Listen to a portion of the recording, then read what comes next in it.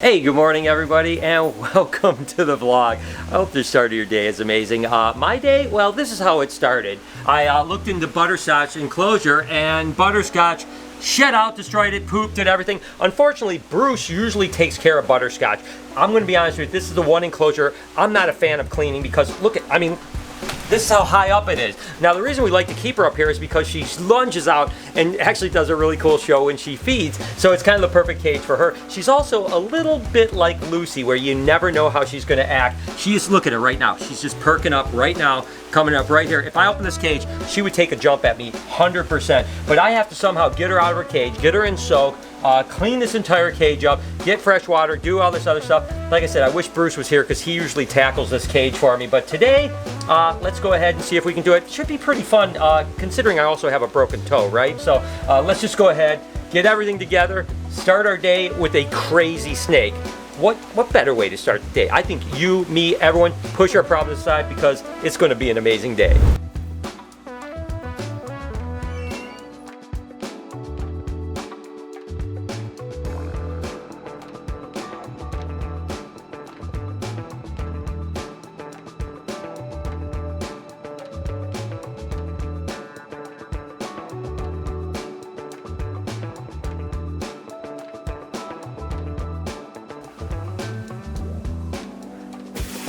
Alright, so the good news is that she looks like she'll be able to just come right out. The bad news is she probably thinks she's getting fed. This is literally like a miniature Lucy. I mean, she's got the same mentality as Lucy. She looks almost like Lucy. Yeah, it's going to be interesting. So hopefully, with any luck, when I open this cage, she doesn't think that I'm going to feed her, which she probably will be thinking that.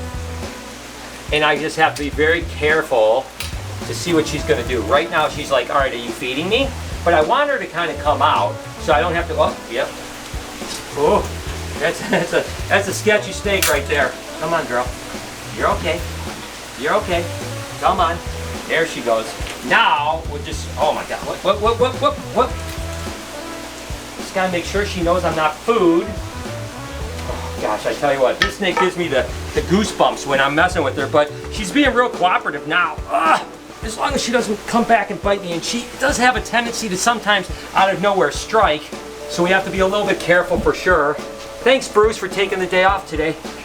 But the truth is, it's still a very beautiful snake. You can see she definitely has some shed on her, so we're going to get her in some water. And so, don't you go back in there. Don't you do that. It's still a very heavy snake, and she's very persistent in what she does. She moves a tremendous amount. You can see she's already on the go. I don't even know where she's at. Come on, girl. So again, she's certainly not the size of Lucy in the sense that, you know, she's probably only about 70, 80 pounds, whereas Lucy's close to 200 pounds, but she's got that same mentality of like constant movement, constantly all over the place, and hopefully she'll like to go into the water for a soak. I'm not sure if she will or not. Let's get her in there and see if she'll soak for us, if we have to fight with her for that. She seems to be loving it. That's great. Whew. Tell you, that makes my life a lot easier. This girl one day will literally be exactly like Lucy. She acts the same. She obviously loves the water. She's got the same mentality. Again, she's a little bit more interesting looking. She's not just a tiger, but she's got one more gene to her. But other than that, she's basically like Lucy, right? So she did great. Great job, Butterscotch. Thank you so much. So get her in soak. Wasn't that bad. I thought I was going to have to be running around, and although I've got shed all over me, now the hard part is I got to climb up in that cage, and my foot is hurting with that broken toe. Got to get up there, clean that cage all up, make it look great, beautiful for her. Let her soak for probably a half hour, 45 minutes, get all that stuff shed up, and we'll get her back in her cage. Let's go ahead and just tackle this dirty cage.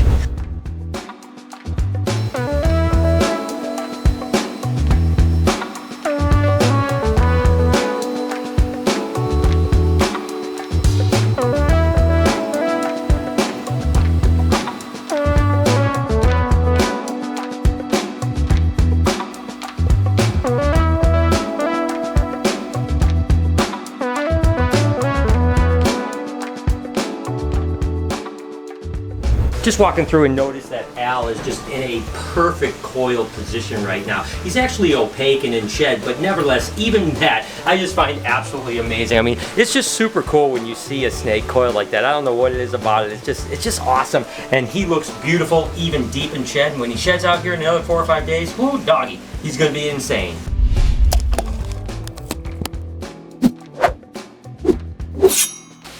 let's go ahead and continue this epic day. I mean, it's been a pretty awesome day so far, right? Well, today we get to cut a cool clutch of eggs. It's actually a pastel female, right to a pinstripe, red stripe, yellow belly, okay? So what we're hoping to produce is actually a lemon blast, which is, of course, the pastel and the pinstripe, but then a red stripe, yellow belly. I've never seen a lemon blast, red stripe, yellow belly before. Not sure it's ever been produced, but I think it's going to be spectacular. So let's hope we can find one. We've got 2, 4, 6, 8 eggs to cut. Let's get going. Here we go. Gosh, like I said, I hope that we're going to hit, and I'm hoping that things look as cool as I think they're going to look. And right off the rip, guys, I think we hit it.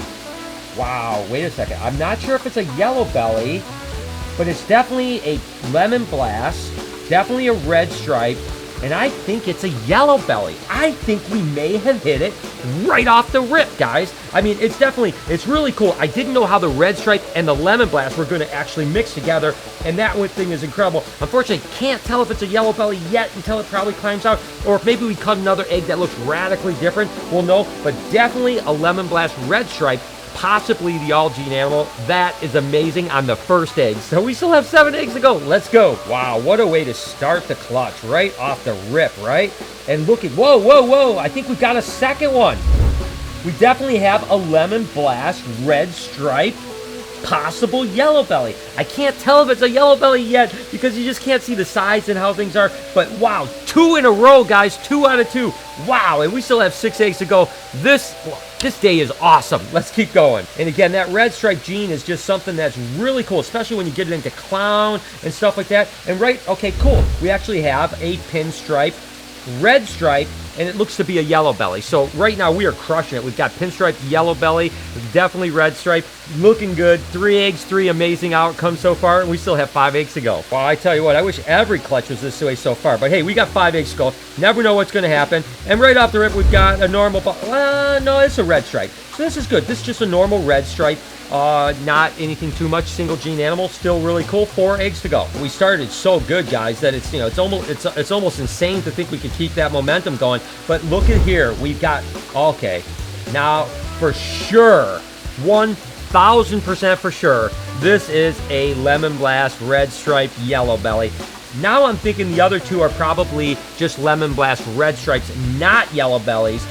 Still possible, but this is 100% the all-gene animal, lemon blast, red stripe, yellow belly. Whoo, doggy, that thing is gorgeous. And again, a powerhouse animal. We could take this into all kinds of stuff. It works really well with like black pastel, works really well with clown, works really well with a lot of different things. And she, oh my gosh, the future is going to be so good keeping some of these back and raising them up for the future. And guys, we got 3 eggs to go. Here we go. If I produce 3 normals, I would still be happy with this clutch at this point. It was such a absolutely amazing clutch, I tell you what. And guess what? We produced a pastel. Okay, not a normal, but it is a pastel. So 2 eggs to go. Like I said, I don't even care at this point. But let's go ahead and cut these last 2 eggs. Like I said, this is a dream clutch. I was really excited when this clutch was laid. So I'm super excited now that it's hatching. And again, now we just have a normal pinstripe. So I'm glad that the worst stuff was at the end so far. And we still have an egg to go. This last egg could be an all-gene animal, but we hit everything we already wanted in this clutch. So it's pretty awesome. Let's cut this last egg and let's just go ahead and end it with something crazy. Wow, I tell you what, that is amazing.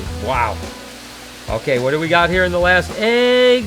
Oh, looks like a pinstripe, red stripe, possible. Looks like a pinstripe, red stripe, yellow belly. So again, a pretty good animal, just minus the pastel gene. So wow, the odds were great on this clutch. So amazing. Just continuation of this absolutely incredible day. All right, so Butterscotch has been soaking here for the last, half hour, 40 minutes, something like that. And as you can see, it looks like she got all her shed off, which is awesome. Don't have to go in after her. And then let's hope she is going to cooperate with me. The problem with having a decent sized snake that's wet is that they're even more slippery. And she is, oh gosh, she is twitchy. It's a trigger that you can notice with retics is when they start twitching, that's a bad sign, right? The twitch is kind of their agitation, and that means that they're just not in a great mood. So you just have to be a little bit more gentle with them and a little bit more cautious. See what she's doing over here? Oh gosh, she is going to be a bear to get. Come on, girl, it's okay. Okay, see if we can't just kind of maneuver her around. See how she stopped twitching a little bit? That is what I want. That just means that she's a little bit more, oh, she just twitched on me a little bit again.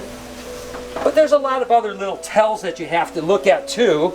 Like, she seems to be moving straight forward. She's not cocking back. Her tongue response is pretty good. And she just keeps on, this is a pain in the butt. Come on, girl. Like I said, she is a miniature Lucy, but sometimes harder to deal with than Lucy, because at least Lucy is pretty predictable. This girl is not so predictable, but she's still absolutely gorgeous. So you got a nice clean cage, girl. You want to go up for me? There you go, sweetheart. Whew.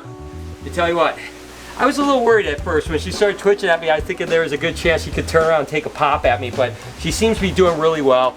Looks gorgeous. I mean, what a gorgeous, beautiful snake.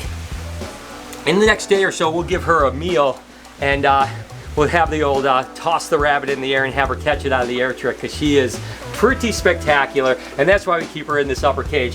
Really not fun to clean, but now that it's done and she's back in there, I'm happy. So wow, what an awesome snake. Remember the other day when we hatched out the spider to a Lori ball python, and we hatched out some really cool animals? They're all out of the egg now, and this was the animal that I was extremely interested in. When we cut it, I literally was like, is that an axanthic spider? There's no axanthic gene in the Lori or the spider, and I thought it might be because it was so silvery looking. Well, interestingly enough, I thought a couple of these spiders might be Lori balls. In particular, this one I thought might be a Lori spider, just because it was kind of darker and interesting pattern. But the fact is, there was no axanthic. This is not an axanthic spider. It is actually a Lori spider. So how crazy is it that the Lori project influences the spider in a way to almost look axanthic, but it's definitely not axanthic, but the pattern is interesting.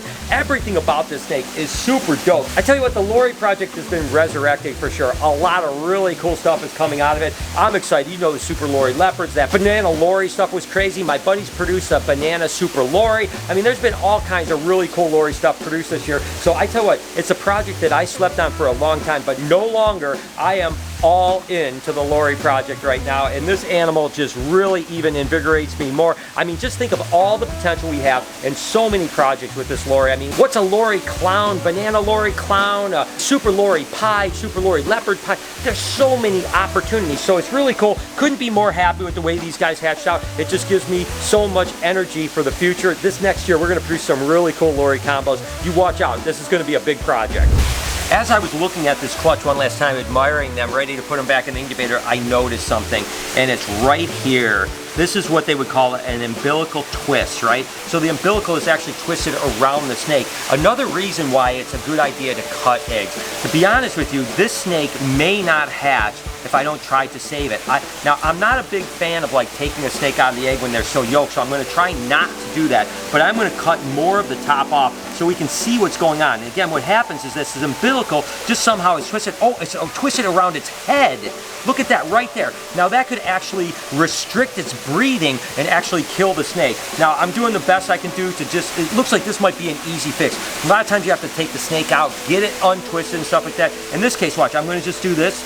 I'm gonna see if I can't just back its head out like this. And again, this is the actual main artery that is feeding this snake right now, all that yolk. So as it tightens up, it's not going to be able to get yolk, and it's going to starve itself out, and it's going to restrict it and potentially suffocate the animal. It can happen usually around the midsection, but I'm just very gently just trying to get this twist out like this. Oh, perfect.